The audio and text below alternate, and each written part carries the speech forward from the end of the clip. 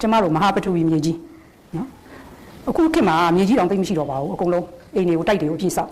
နော်ဒီမဟာပထဝီမြေကြီးကဘာတွေနဲ့အများကြီးရှိလဲဆိုတော့ဒီ negatively charged electron တွေသူက electric ဓာတ်နော်ဒါမှမဟုတ်မတွေ့ဘူးလားမိုးချိုးပြင်းတိုင်းဆိုမြေကြီးကိုဒီမိုးချိုးတစ်ခါပြစ်လိုက်ရင်အဲ့ထဲမှာအများကြီးပါတယ်ဒီ electron တွေမြေကြီးထဲဝင်သွားတာမြေကြီးမှာတဘာဝ electron တွေအများကြီးရှိတယ်ကျမတို့ကမှဒီ CoQ10 တို့ဘာလို့လိုက်ပြီးတောက်နေဘာမှမရှိဘူးမြေကြီးမှာအများကြီးအဲ့တော့မြေကြီးမှာဖက်နှက်မပါဘဲနဲ့နော်ဥပမာနေပူလန်းနေဆိုပါတော့ကိုကနေပူလန်းဖက်နှက်မစီးနဲ့မြေကြီးနဲ့ထိတာဟိုကတခုတော့ရတယ်နော်အမှန်ဟိုနေ concrete ရတယ်အကောင်းဆုံးကမြေကြီးနောက်ပြီးတော့မြက်ကလေးနဲ့နည်းနည်းမြက်ဆိုလေးမြေကြီးကအကောင်းဆုံးနော်ဒီဆိုနေရင်ဒီ electron ဓာတ်တွေက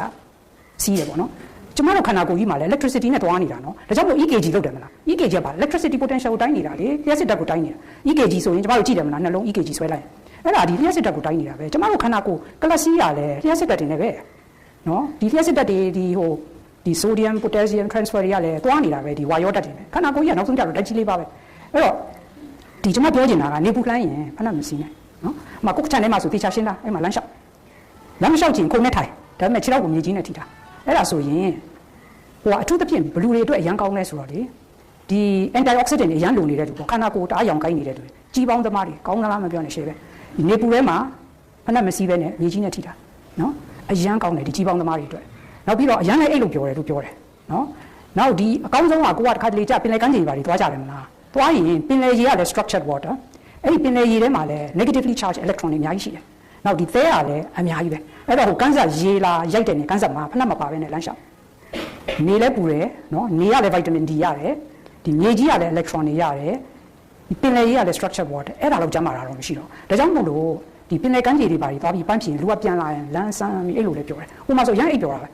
အရန်ကောင်းတယ်အဲ့ဒါနော်အဲ့ဒါတော့ကောင်းအဲ့ဒါလည်းနော်လူတိုင်းလုပ်လို့ရတယ်ဟာပိုက်ဆံလည်းမကုန်ဘူးအိမ်မှာဆိုလည်းကိုယ့်ဘက်ကိုပေါ့ spring water လေးဝယ်တော့နည်းနည်းလေး chill လုပ်လိုက်ပို့ပြီးသိပ်သီးသွားအောင်လေရေကိုအဲ့ဒါလည်းသူတို့သိလာတာမကြသေးဘူးအဲ့ဒါကနောက်ပိုင်းအရန်ကို research တွေလည်းလုပ်နေတယ်အရန်လည်းခက်စားလာတယ်အဲ့တော့မလို့ရှောက်ပြောရင်တော့ခင်ဗျားယူလာတယ်ဆိုပြောအမှန်ဆိုအဲ့ဒါတကယ်နော်သိတယ်မလားဒါကြောင့်မလို့လေဓာတ်လိုက်မှကြောက်ရင်ဖဏစီးခိုင်းနေလေမှတ်မိလား